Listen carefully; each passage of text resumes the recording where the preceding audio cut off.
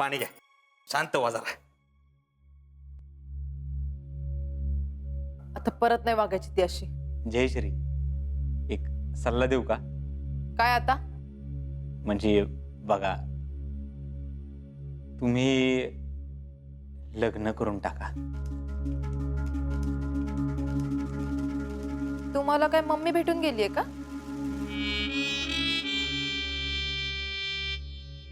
म्हणजे ती पण असंच म्हणत होती.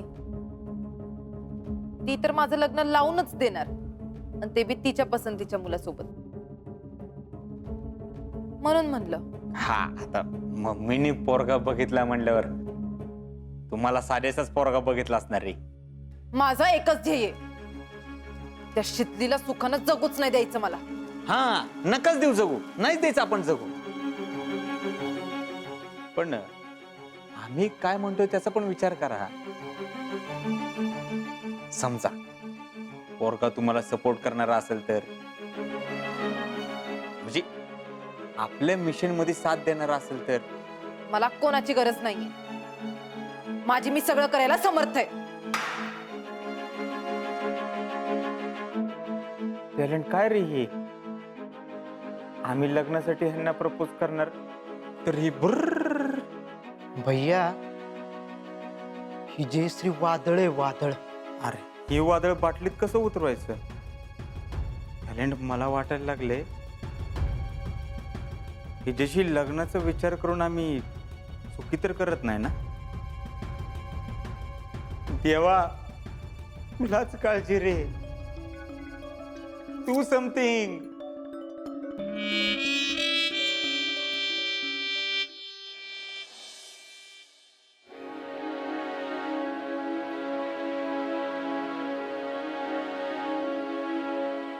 मिसेस फौजी, ओ मिसेस फौजी. काय हो? अगिता आहे तुम्ही?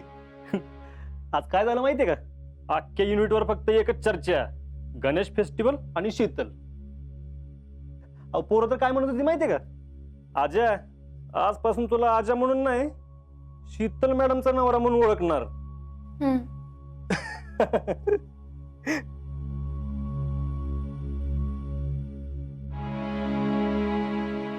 शीतले, इकडे बघ बरं. तुम्हाला यायला आज उशीरच झाला ना. मी वाड्या घेते. काय झालं? तू का अशी? कुठे काय तेव्हा, ते 2 दिवस लई धावपळ झाली ना, म्हणून जरा थकवा आलाय आणि झोपी नाही झाली नीट, म्हणून. शीतले, दुसरंच काहीतरी झालंय. सांग बरं मला. आहो नाही, खरंच काय नाही. तुझा आवाज बी कसा येतोय बघ शीतले. इकडे बघ, काय झालं सांग मला. काय नाही, चला. शीतले, थांब.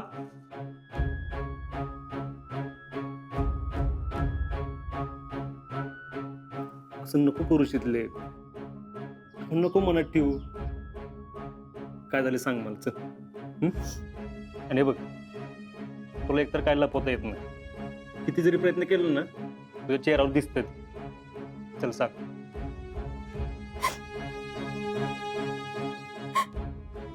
हो, ते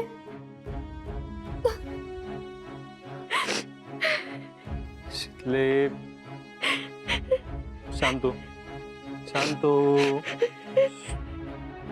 काय झालं एवढं रडायला? हा,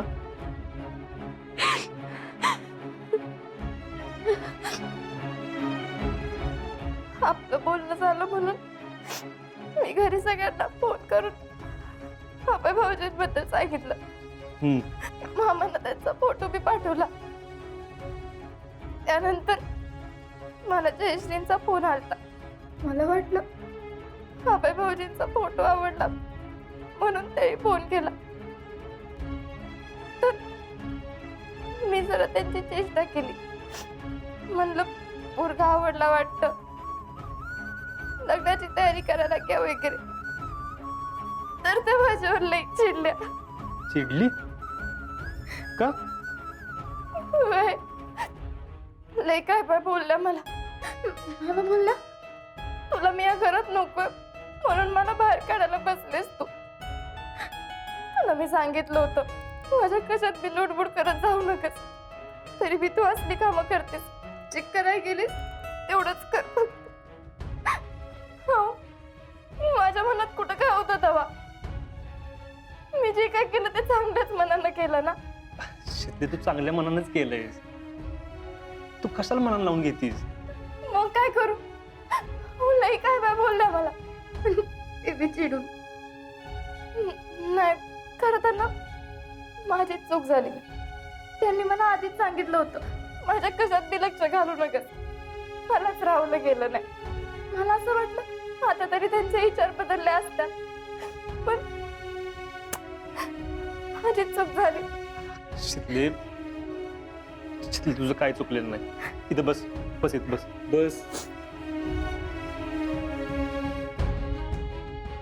हे बघ आपलं कसं झालं माहितीये का. जखमीवर मलम लावलं की चणचणत का नाही. हा हा म्हणून मलम लावायच्या आधी जखमीवर मायेची फुंकर घातली पाहिजे. म्हणून नेमकं तेच राहिलं तुझ्याकडनं. तू डायरेक्ट विषयावर हात घातला म्हणून चिडली असेल ती. हो पण एवढं. हे बघ आता लग्न तिच्यासाठी लई नाजूक विषय शिकले. किती जरी म्हणलं तरी माणूस दुखावलेला असत आणि अंगावरच्या जखमा वेळ लागल्या तरी बऱ्या होतात. पण ही मनाला लागलेली जखम आहे शितले. मग आता काय नाही आपण मनम लावलाच पाहिजे. पण त्याआधी तिच्याशी नीट बोलून घेऊ आपण. पाहिजे तर मी बोलतो तिला कळ. आणि हे बघ रागाच्या भरात बोलली असेल ती नको लय मनाला लावून घेऊ. नाही मला तर असं वाटतंय मी परत गावात गेले होते माझ्याशी बोलणारच नाही. अगं येडी का कोण आहे तू. अगं नकोच येडीचं टेन्शन घेऊ तू. मी लहानपणापासून ओळखतो तिला. अगं रागाच्या मनात माणूस असं वागतं कधी कधी. हे बघ ती तुला 2 दिवसात फोन करते की नाही बघ. नाहीतर तू कर फोन. नीट बोलत तू याशी. हा नुसतं अगं हस की जरा. अरे परत हो हस म्हणलं मी. हा मरून दाखवायला नाही सांगितलं. तुम्हाला का कधी बी चेष्टा सुचते वय. आता तू हसलीच नाही तर मग कसं. मी जेवण गरम करायला घेते. शितले राहू दे जेवण. तू हस बरं.